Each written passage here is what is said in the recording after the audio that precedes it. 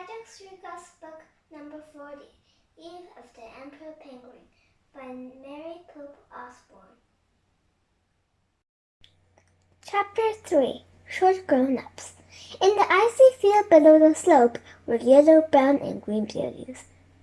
Telephone poles, metal pipes, and storage tanks. Tractors and bulldozers moved along gravel roads. It looked like a small town. Honk! The sound came from a red bus with gigantic wheels that was parked nearby. What is this place? Asked Annie. Jack looked in their book and found a folder that looked like the signs below. The caption read, McMurdo Station. Jack read the paragraph under the folder.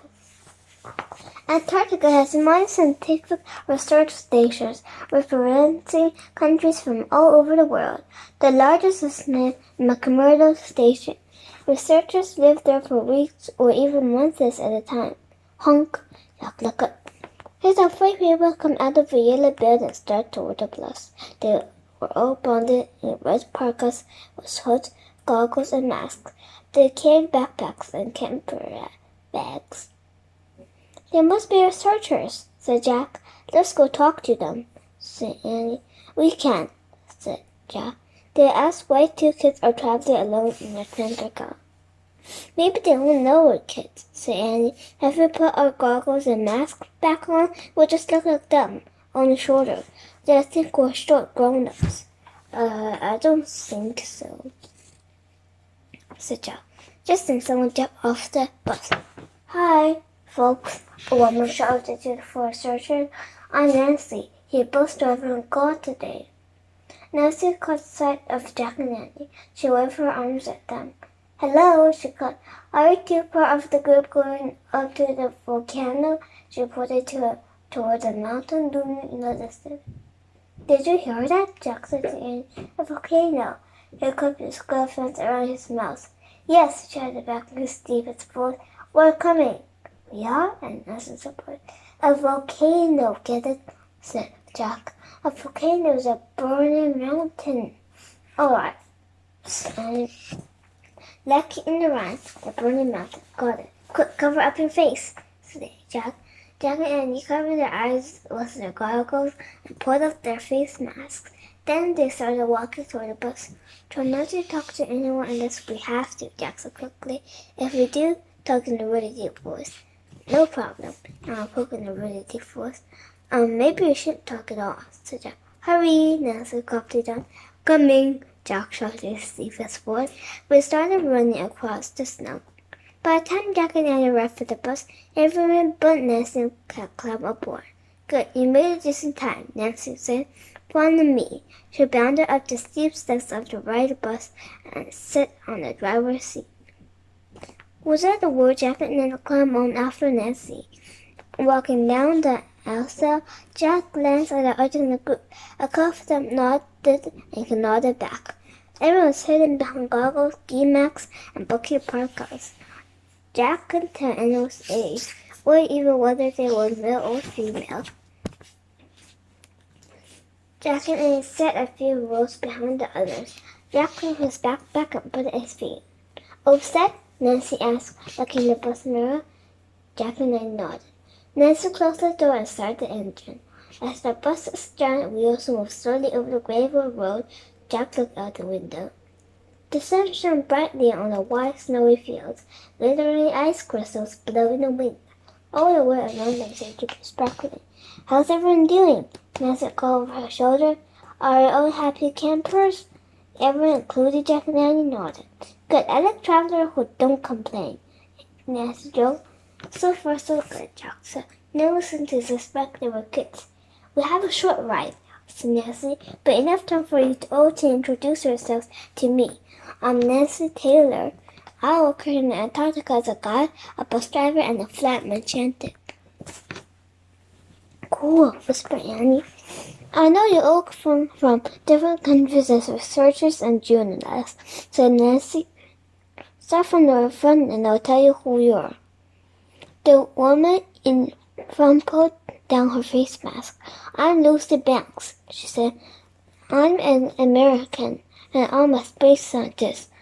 I'm writing a paper on the use of robots on the crater of Mount Erebus. Hopefully, this will help our work on Mars someday. Oh, brother, said Jack. What can we say? There was Jack and Annie for a frog. We could come to Antarctica to find the fourth secret of happiness to save Merlin, the magician Camelot. Wonderful, Lucy, Nancy said. Antarctica is so similar to Mars as any place you could find on Earth. Next.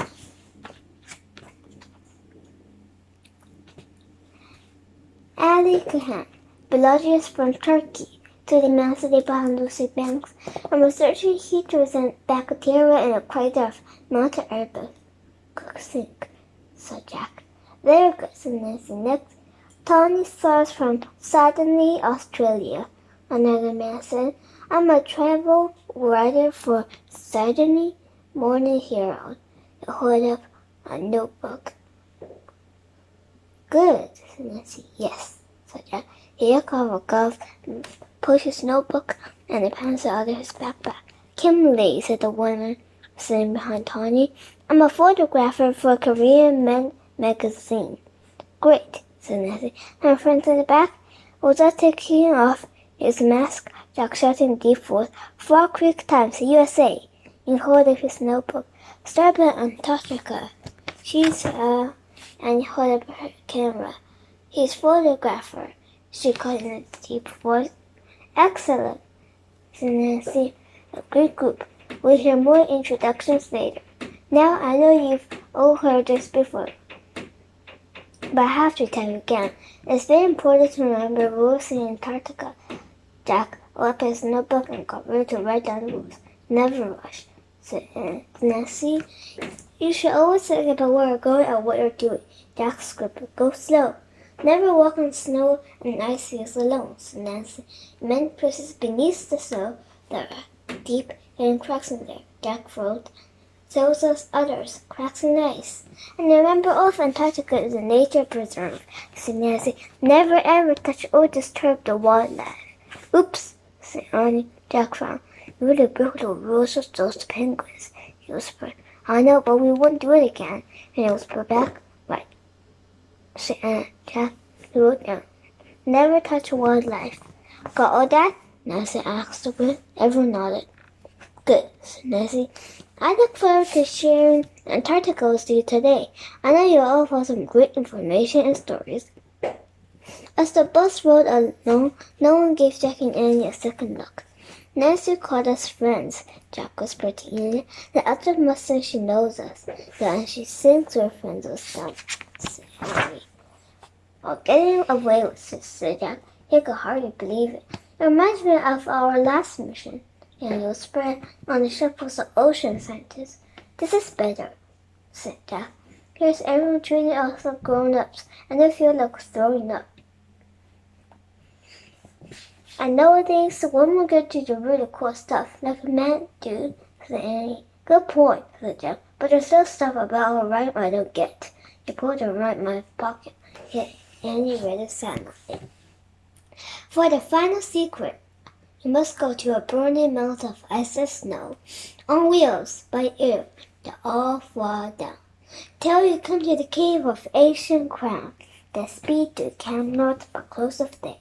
Let's grip, take Merlin forever away. See, it sounds like it's talking about the magical world, said Jack. But Antarctica is 100% real. It's filled with scientists. I know, but some of them are pitch, said Annie. Like you said, the burning mountain of ice and snow is the volcano, not the Erebus. She pointed out the window of the bus. And there it is. A white mountain loomed in the distance. Ice and snow covered slopes and puffs of smoke rose from its peak, drifting into the blue sky. It's burning, all right, said Jack. And we're on wheels, said Annie. Yep, said Jack. He looked around again. Okay, burning mountain ice and snow on wheels, but then what about by air? What? Oh my gosh, Annie, cried her duck. What? Said Jack. Look over there, said Annie.